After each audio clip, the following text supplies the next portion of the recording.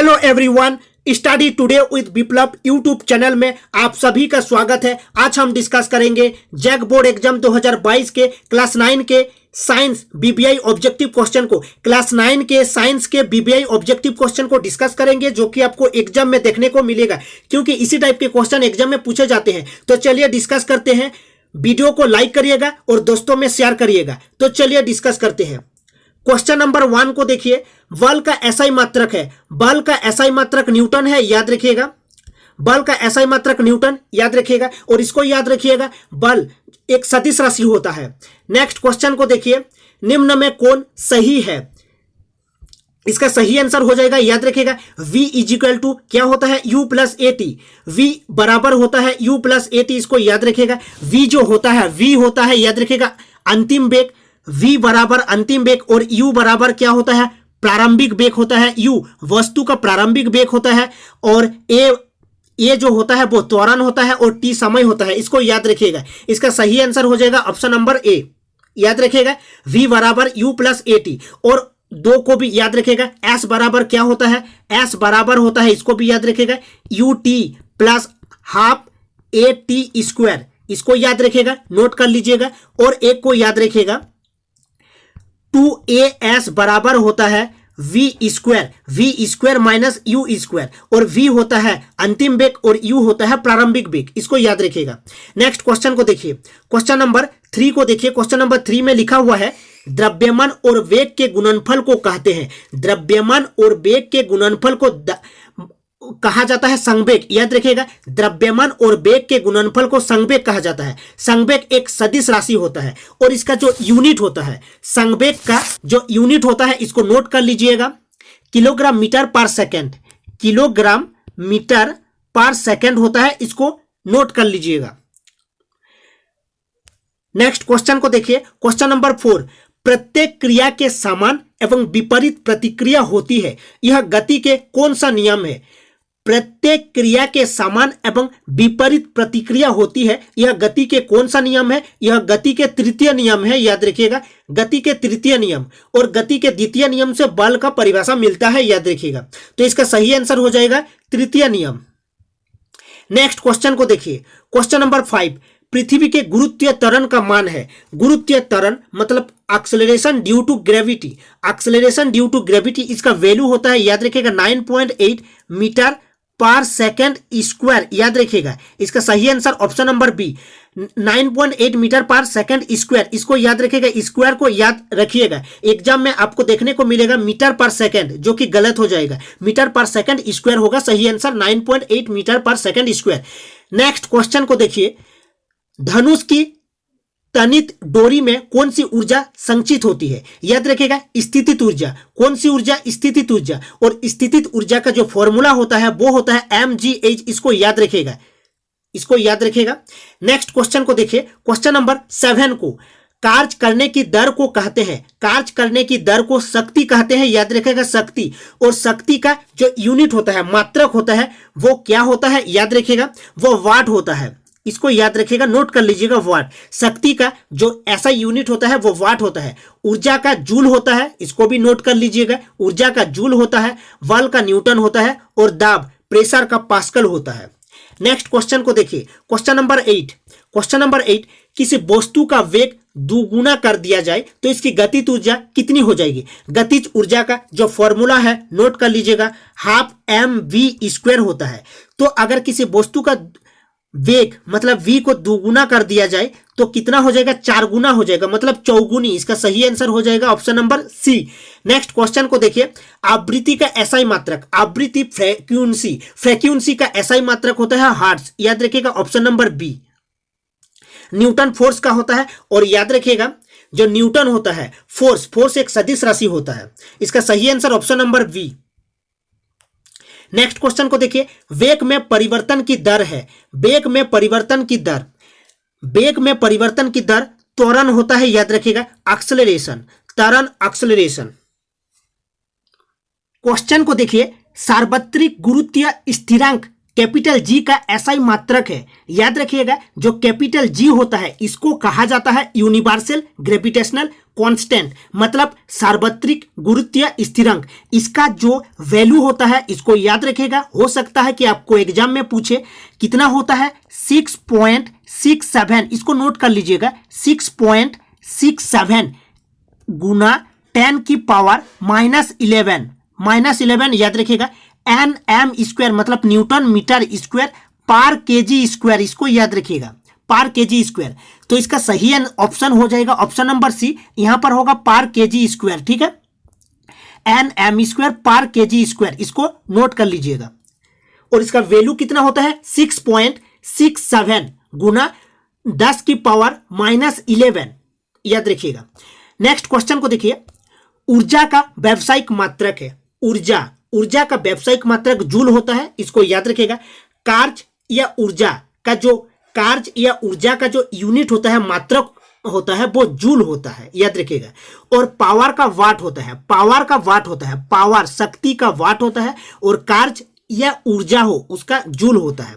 Next question देखिए 13 का, question number 13 को देखिए, 10 डिग्री सी तापक्रम बराबर है, केल्विन में पूछा है तो याद रखिएगा ज्यादा होगा, मतलब केल्विन बराबर क्या होता है, नोट कर लीजिएगा, सी सेल्सियस प्लस 273।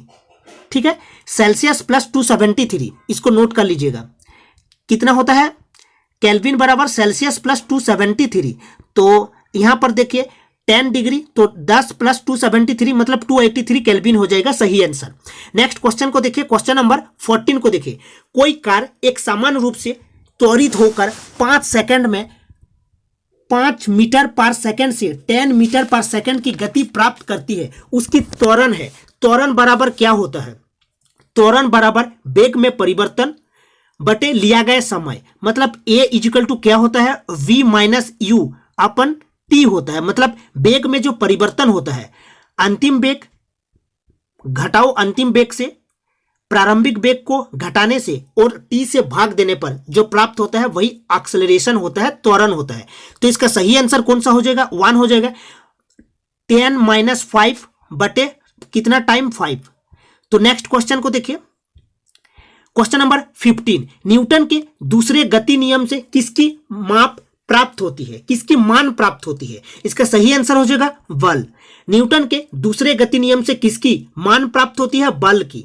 नेक्स्ट देखिए क्वेश्चन नंबर 16, सभी वस्तुएं अपनी अवस्था में परिवर्तन का विरोध करती है, यह गुण कहलाता है। नोट कर लीजिएगा, सभी वस्तुएं अपनी गति की अवस्था में परिवर्तन का विरोध करती है, चाहे वह स्थिर अवस्था हो या गतिशील, वह अपनी मूल अवस्था को बनाए रखना चाहती है, जड़त्व। याद रखिएगा, इसका सही आंसर हो जाएगा जड़त्व। ठीक है, इसका जड़त्व का नियम। नेक्स्ट क्वेश्चन को देखिए, बढ़ती हवा में कौन सी ऊर्जा है, बहती हवा में, बढ़ती नहीं बहती हवा में कौन सी ऊर्जा है, याद रखिएगा, बहती हवा में गतिज ऊर्जा, इसका सही आंसर हो जाएगा गतिज ऊर्जा। गतिज ऊर्जा का जो फॉर्मूला है 12mv², याद रखिएगा, नोट कर लीजिएगा। गतिशील कार में गतिज ऊर्जा होती है। गिरता हुआ नारियल, उड़ता हुआ हवाई जहाज, लुढ़कता हुआ पत्थर, बहता हुआ पानी, दौड़ता हुआ खिलाड़ी, बहती हुई हवा, इन सभी में गतिज ऊर्जा होती है। नेक्स्ट क्वेश्चन को देखिए, क्वेश्चन नंबर 18 को, किसी वस्तु पर 5 न्यूटन बल लग रहा है, बल की दिशा में वस्तु 2m विस्थापित होती है, किया गया कार्य होगा। याद रखिएगा, जो किया गया कार्य होता है वो F गुना S होता है। ठीक है, तो इसका सही आंसर ऑप्शन नंबर सी हो जाएगा, 10 जूल। नेक्स्ट क्वेश्चन को देखिए, एच ऊंचाई पर स्थित m द्रव्यमान वाले वस्तु की स्थितिज ऊर्जा mgh होता है, द्रव्यमान। ठीक है, एक ग्रेविटेशन होता है, ठीक है, और h हाइट होता है, तो इसका सही आंसर हो जाएगा mgh। नेक्स्ट क्वेश्चन को देखिए, क्योंकि ये चेंज होता है, ये जो स्मॉल जी ये चेंज होता है और कैपिटल जी चेंज नहीं होता है, स्मॉल जी चेंज होता है। ठीक है, नेक्स्ट क्वेश्चन को देखिए, ऊर्जा क्या है, ऊर्जा कार्य करने की क्षमता है। याद रखिएगा, ऊर्जा क्या है, कार्य करने की क्षमता।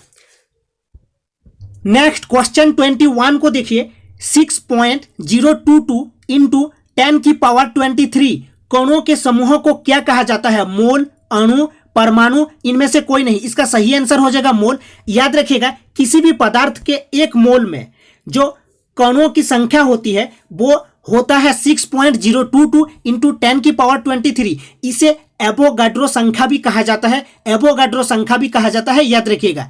नेक्स्ट क्वेश्चन, परमाणु के तीसरे कोष में अधिक से अधिक कितने इलेक्ट्रॉन रह सकते हैं? 2, 6, 8, 18। याद रखिएगा जो कक्ष होते हैं वो 3 होते हैं, KLMN। के में कितना होता है? इलेक्ट्रॉन की संख्या 2 होता है। L में कितना होता है? KLMN होता है, याद रखिएगा। L में होता है 8, 2n², इसका फॉर्मूला होता है। M में कितना होता है? 18 और N में 32 होता है, इसको याद रखिएगा। और इसको भी याद रखिएगा सबसे बाहरी कक्ष में इलेक्ट्रॉन की अधिकतम संख्या 8 हो सकती है। सबसे बाहरी कक्ष में इलेक्ट्रॉन की अधिकतम संख्या 8 हो सकती है। नेक्स्ट क्वेश्चन को देखिए। नेक्स्ट क्वेश्चन 23, मैग्नीशियम का सही इलेक्ट्रॉनिक विन्यास निम्न में कौन सा है? मैग्नीशियम Mg12 होता है, 2, 8, 10 हो गया और 2, तो इसका सही विन्यास कौन सा होगा? ऑप्शन नंबर सी हो जाएगा सही आंसर। नेक्स्ट क्वेश्चन को देखिए, किस कण में द्रव्यमान होता है किंतु आवेश नहीं होता? प्रोटॉन, इलेक्ट्रॉन, न्यूट्रॉन, इनमें से कोई नहीं। न्यूट्रॉन, याद रखिएगा न्यूट्रॉन। और इसको भी याद करिएगा, परमाणु द्रव्यमान बराबर क्या होता है? Proton plus neutron. परमाणु द्रव्यमान बराबर प्रोटॉन प्लस न्यूट्रॉन, इसको याद रखिएगा। नेक्स्ट क्वेश्चन को देखिए, क्वेश्चन नंबर 25, किस तत्व के परमाणु में 6 न्यूट्रॉन एवं 6 प्रोटॉन है?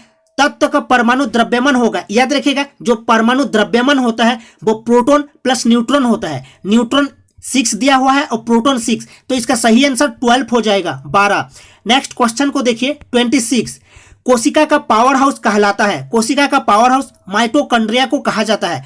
Mitochondria, power house of the cell, mitochondria को कहा जाता है।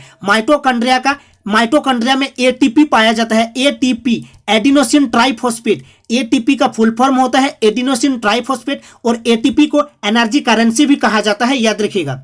नेक्स्ट क्वेश्चन को देखिए, पादप कोशिका के चारों तरफ पाई जाने वाली झिल्ली का नाम क्या है? कोशिका भित्ति। पादप कोशिका के चारों तरफ पाई जाने वाली झिल्ली का नाम कोशिका भित्ति, याद रखिएगा। नेक्स्ट क्वेश्चन को देखिए। नेक्स्ट क्वेश्चन, निम्नलिखित में कौन फ्लोएम का भाग नहीं है? फ्लोएम, याद रखिएगा फ्लोएम का 4 प्रकार के अवयवों से बना है। फ्लोएम 4 प्रकार के अवयवों से बना है, चालिनी नलिका, साथी कोशिका, फ्लोएम पैरेन्काइमा और फ्लोएम रेशे। तो इसका सही आंसर कौन सा हो जाएगा? स्नायु। निम्नलिखित में कौन फ्लोएम का भाग नहीं है? स्नायु। नेक्स्ट क्वेश्चन को देखिए, कौन सा ऊतक जल और खनिज का वहन करता है? जाइलम। जो जाइलम है वो जल और खनिज का वहन करता है, और फ्लोएम भोजन पदार्थ का वहन करता है पौधों में, याद रखिएगा। नेक्स्ट क्वेश्चन को देखिए, कर्क कोशिकाओं में पाया जाता है। कर्क कोशिकाओं में पाया जाता है सुब्रीन, याद रखिएगा सुब्रीन। नेक्स्ट क्वेश्चन 31 को देखिए, स्पाइरोगाइरा है। स्पाइरोगाइरा है एक कवक, एक थैलोफाइट, एक ब्रायोफाइट, एक जिम्नोस्पर्म। इसका सही आंसर हो जाएगा एक थैलोफाइट। स्पाइरोगाइरा एक थैलोफाइट है। नेक्स्ट क्वेश्चन, एक कोशिकीय जंतु है, हाइड्रा, अमीबा, मच्छर, मकड़ा। इसका सही आंसर हो जाएगा option number B, amoeba.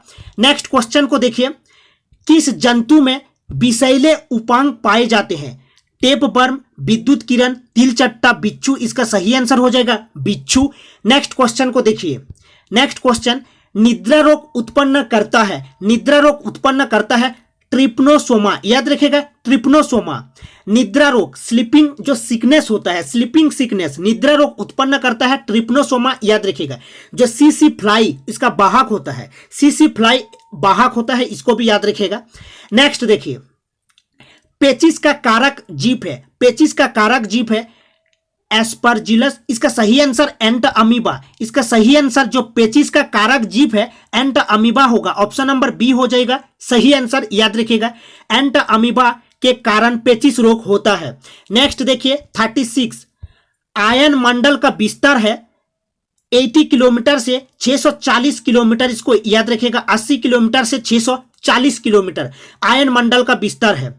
Next को देखिए 37 को देखिए, 10 डिग्री सी तापक्रम बराबर है केल्विन में पूछा है, केल्विन में तो केल्विन प्लस 273 हो जाएगा। मतलब केल्विन बराबर क्या हो जाएगा, जो सेल्सियस है 10 डिग्री प्लस 273 तो 283 हो जाएगा इसका सही आंसर। इसको याद रखिएगा, केल्विन में पूछा है तो सेल्सियस दिया हुआ है 10 डिग्री प्लस 273, इसको आपको जोड़ना है, ठीक है। तो 283 इसका सही आंसर हो जाएगा। इसका सही answer option number B. Next question को देखिए 38, निम्नलिखित में कौन तत्व नहीं है। तांबा एक तत्व है, ऑक्सीजन एक तत्व है, ऑक्सीजन O2 होता है, ठीक है। पानी H2O होता है चांदी, तो इसका सही आंसर हो जाएगा पानी एक तत्व नहीं है। नेक्स्ट क्वेश्चन को देखिए, दूध के उत्पादन में क्रांतिकारी वृद्धि को कहते हैं। दूध के उत्पादन में क्रांतिकारी वृद्धि को क्या कहा जाता है, रजत क्रांति, हरित क्रांति, श्वेत क्रांति, नील क्रांति। इसका सही आंसर हो जाएगा श्वेत क्रांति।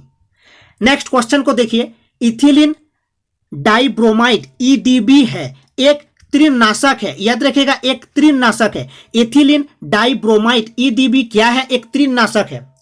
तो ये थे 40 क्वेश्चन जो कि आपको एग्जाम में देखने को मिलेगा, क्योंकि इसी टाइप के क्वेश्चन एग्जाम में पूछे जाते हैं। तो चलिए मिलते हैं नेक्स्ट वीडियो में, तब तक के लिए बाय बाय, टेक केयर।